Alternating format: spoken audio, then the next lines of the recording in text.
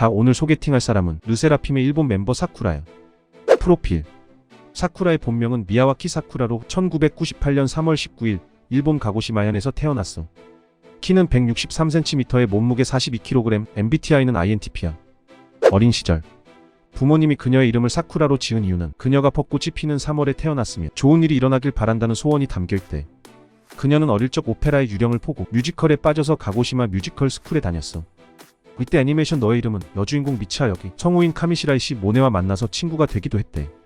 이후 극단에 들어가서 뮤지컬 라이온킹이 아역을 맡아서 공연을 하기도 했고 2011년 12살에 뉴욕에 가서 브로드웨이 배우에게 일주일간 노래, 춤, 연기를 배웠어. 데뷔 전문 아이돌. 2011년 일본에서 걸그룹 HKT48로 처음 데뷔했고 2018년 한국에서 아이즈원으로 데뷔했으며 2022년에는 르세라핌으로 데뷔해서 아이돌 활동 기간 13년 동안 데뷔를 3번이나 했어. 일본 데뷔. 그녀의 아이돌 첫 데뷔는 중학교 2학년 때 일본 아이돌 그룹 HKT48에서 시작했어. HKT48은 인기 그룹 AKB 그룹에서 세 번째로 파생된 그룹인데 일본의 외곽인 후쿠오카에서 활동하기 때문에 HKT48 자체는 큰 인기가 없었어. 하지만 사쿠라는 그곳에서도 두각을 드러냈는데 AKB 그룹에서 매년 멤버 순위를 결정하는 총선거에서 237명 중 47위를 차지하며 48위까지만 활동할 수 있는 본진 AKB 그룹에서 활동할 수 있게 되었어.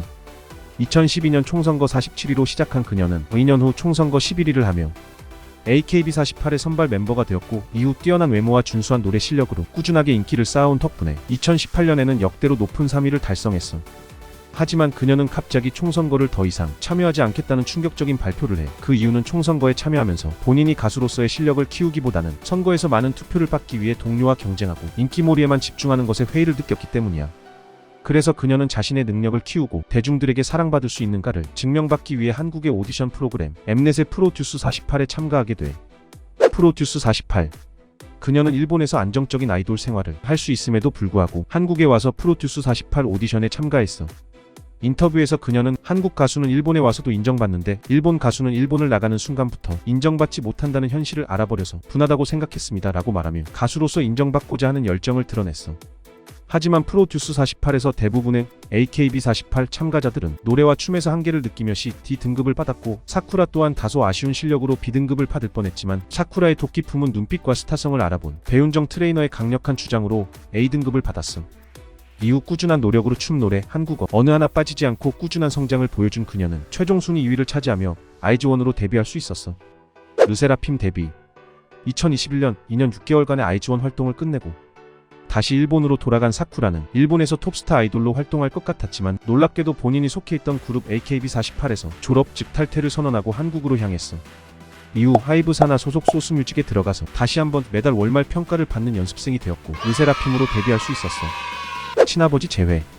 그녀는 1살 때 부모님이 이혼해서 아버지에 대해 전혀 모르고 자랐다고 해. 그런데 어느 날 고향에서 처음으로 악수회를 열었는데 어떤 남자 팬이 응원하고 있다라고 하며 악수를 했고 그 순간 사쿠라는 한 번도 본 적 없지만 본능적으로 이 남자가 아버지라는 것을 느꼈다고 해. 그 이후로 아버지를 다시 본 적은 없지만 사쿠라의 가장 기억에 남는 팬은 이날 만났던 그녀의 아버지라고 말하기도 했어.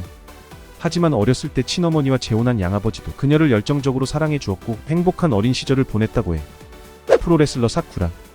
2017년 AKB48 활동 당시 두부 프로레슬링이라는 드라마에서 주인공을 맡아서 프로레슬러를 연기했어. 두부 가게와 프로레슬링 도장을 운영하던 아버지와 함께 살던 여고생 사쿠라는 처음에는 프로레슬링을 증오하지만 결국 가족에 대한 마음과 프로레슬링에 대한 열정을 깨닫고 프로레슬러가 된다는 병맛 같은 내용이야.